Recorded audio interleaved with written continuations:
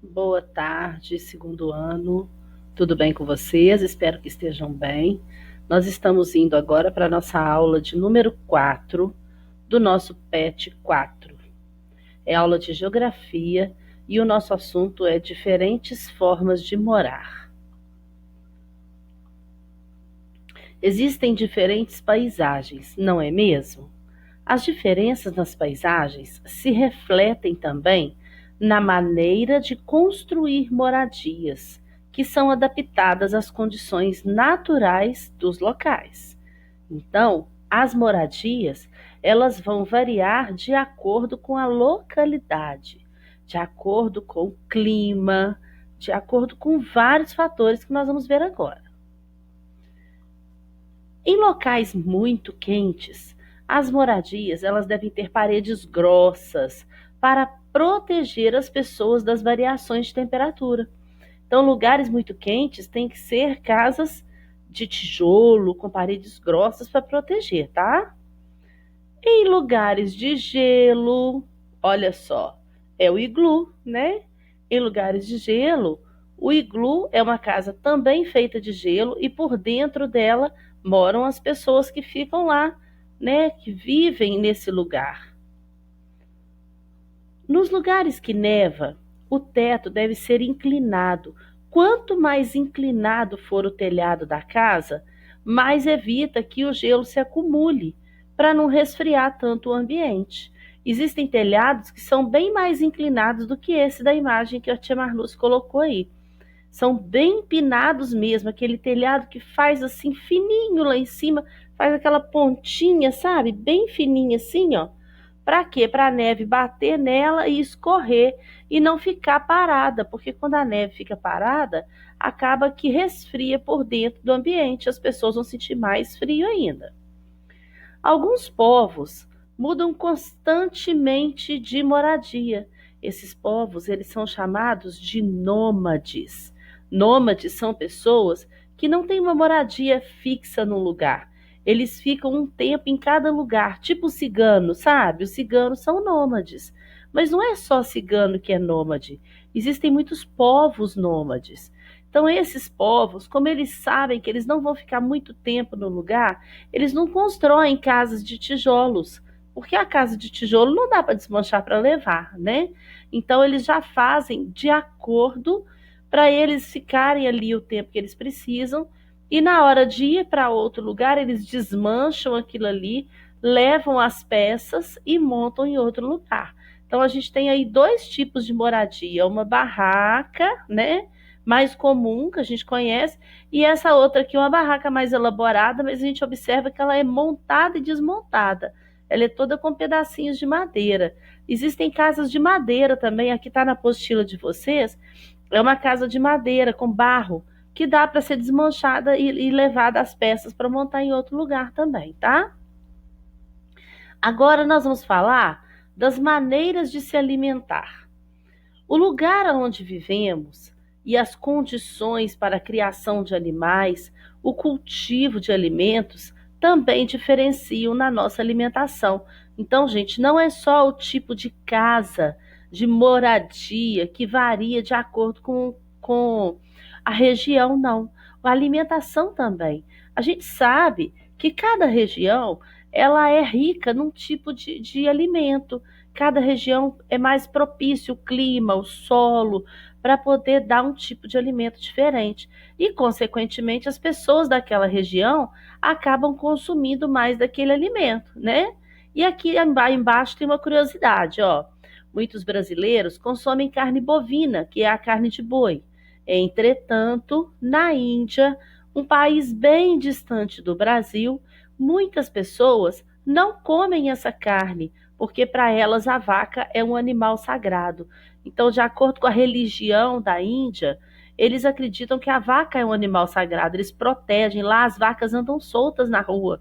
E ninguém pode esbarrar com o carro, nem com a moto nela, porque ela é considerada um animal sagrado. E eles não vão comer um animal sagrado, né?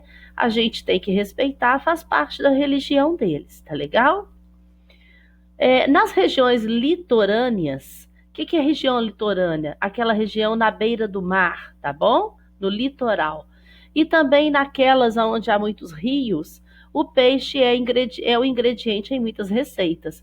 Então, come-se, não é que se come só peixe, come-se mais peixes, frutos do mar, camarão, lagosta, siri. Esses peixes são consumidos em maior quantidade por pessoas que moram em regiões litorâneas. Para nós do interior, que moramos longe do litoral, acaba ficando mais difícil comprar esse tipo de alimento, né? Porque igual o peixe, peixe gostoso é o peixe fresco. Como que a gente vai comer um peixe fresco aqui? Ele chega para nós congelado, então tem que saber comprar, né? Então acaba que a gente não consome tanto quanto quem mora lá.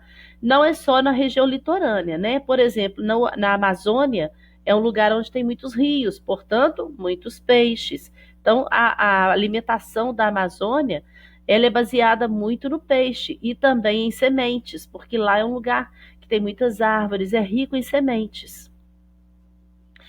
Em um país tão grande como o Brasil, é comum que determinados frutos e sementes sejam partes da alimentação de moradores de uma região, mas sejam desconhecidos dos habitantes de outras regiões.